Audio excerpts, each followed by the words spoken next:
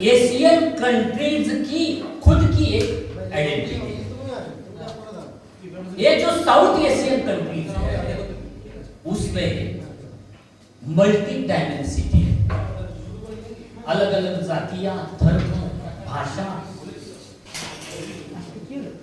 और सोसाइटी में जो इक्वालिटी होनी चाहिए वो इक्वालिटी वर्ल्ड में सबसे कम तरह साउथ एशिया में प्रचलित है। Inequality and diversity south Asian countries का मेन कैरेक्टर है। अब ये जो साउथ एशियन कंट्रीज है वो परंपरा के आधार से, धर्म के आधार से, संस्कृति के आधार से निरंतर अपनी स्टेबिलिटी मेंटेन करते थे। लेकिन 19th सेंचुरी में साउथ एशियन कंट्रीज में बेसिक चेंजेस हो रहे हैं। हिस्ट्री को भी अपना पर्सपेक्टिव चेंज करना पड़ रहा है। हिस्ट्री को लगता था सोसाइटी में जो इलाइट क्लास, राजे, अमीर, उमराव, सरदार, इन लोगों के लाइफ का जो एनालिसिस है वो एनालिसिस ही सोसाइटी का हिस्टोरिकल एनालिसिस होता है, ऐसा ट्रेडिशनल हिस्ट्री की समझ थी। अभी सब सोशल साइंसेस, उन सोशल साइंसेस का main central point common man बन रहा है।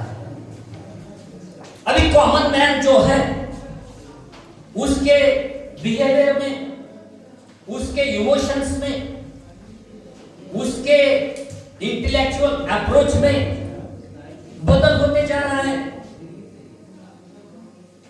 पारंपरिक समाज में जाति धर्म के आधार से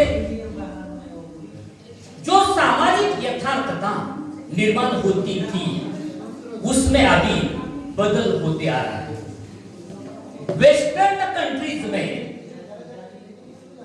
पर्सन सेंट्रल पॉइंट आइडेंटिटी का माना जाता था, लेकिन साउथ एशियन कंट्रीज में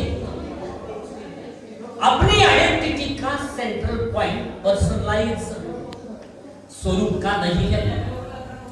साउथ एशियन कंट्रीज में पर्सन के बजाय कम्युनिटी को, ग्रुप को ज्यादा महत्व दिया जाता है।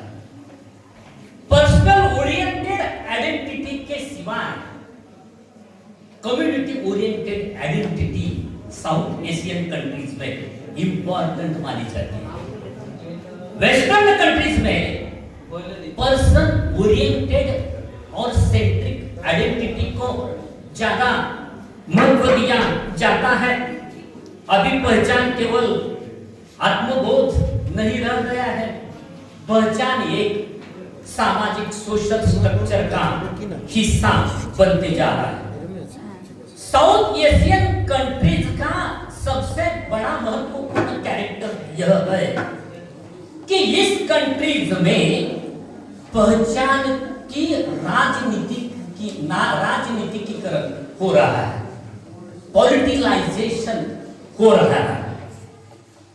पहचान अब केवल सांस्कृतिक अभिव्यक्ति का माध्यम नहीं बल्कि सत्ता की राजनीति का, पहचान की राजनीति, सत्ता की राजनीति की वो स्ट्रैटेजी बनते जा रही है। धार्मिक प्रतीकों का उपयोग अभी राष्ट्रवाद के भावना का अधिष्ठान, इस आधार से धार्मिक प्रतीकों का उपयोग किया जा रहा है। समाज में सहिष्णुता की जगह संदेह निर्माण करते जा रहा है। संवाद की जगह आज संघर्ष और कॉन्फ्लिक्ट, उसको प्राधान्यता दी जा रही है। हमारा जो लॉजिक है लॉजिक के सिवाय इमोशंस को हमें प्राधान्य देना चाहिए, ऐसा आज की पॉलिटिकल सिस्टम चाहती है। जो सोसाइटी का स्ट्रक्चरल इंटरप्रिटेशन होना चाहिए, उसके बजाय ह्यूमन जो इमोशनलिटी है उसको प्रायोरिटी देके आइडेंटिटी तय करने का प्रयास अब हो रहा है। धर्म में अभी जो पर्सनल बात है ऐसा माना जाना चाहिए, माना जाता था, लेकिन धर्म का आधार लेके समाज में जो प्रसार माध्यम है उसका उपयोग कर एक आभासी आइडेंटिटी निर्माण की जा रही है। और लोगों को भी जो सोसाइटी में एक्चुअल रियलिटी है, वास्तवता है, उस वास्तवता के बजाय जो अनरियलिटी है, जो आभासी वास्तवता है, उसके आभासी वास्तवता की ओर अपनी सोच, अपना अप्रोच, अपनी इमोशनलिटी आकर्षित होते जा रही है। इसलिए साउथ एशियन कंट्रीज में आइडेंटिटी की जो प्रोसेस है उस प्रोसेस में अब कॉन्फ्लिक्ट निर्माण होते जा रहा है। सोसाइटी के अलग अलग पार्ट्स है, अलग अलग एलिमेंट्स है, अलग अलग घटक है।